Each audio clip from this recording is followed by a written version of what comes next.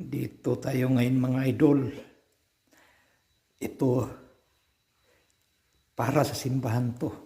O para sa buhay nulang hanggan. Magtrabaho tayo, hindi tayo maghanap ng bayad. Kundi si Lord na mag-provide sa iyo. Trabaho ka lang ng trabaho, si Lord nang magbigay sa iyo. Huwag kang mag-isip na masama. Magtrabaho ka lang para kay Lord, yan lang. Ito, panoorin mo yung trabaho ko, mga idol. Wala pa kong tulog. Kagabi pa. Kasi matapos to. Kasi pagandahin natin yung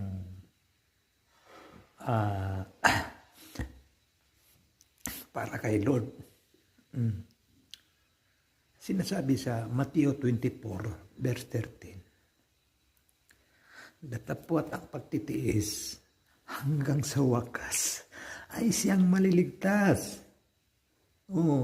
Kailangan mayroon kayong paghawakan na verse, mga idol, mga kapatid. Kahit saan kayo, iabot nyo sa mga hindi pa mananampalataya. Ito, mga idol, panoorin nyo ang trabaho ko para kay Lord. Sige.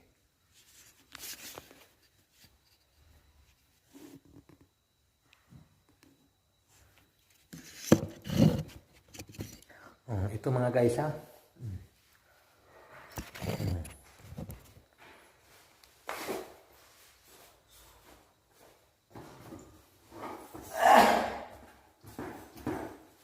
ito mga idol.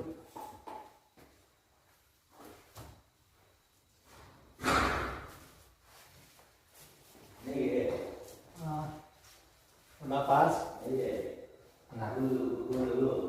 Sige lang kayo. Kanina lang yung gamit na. Natay brass pass. Palit kang brass na D3. Wala po. Nampay brass na D3. Sana wang inar ko sigari. O kasa mga gamit yan. Sarado na yung kanila. Diri na mga diri.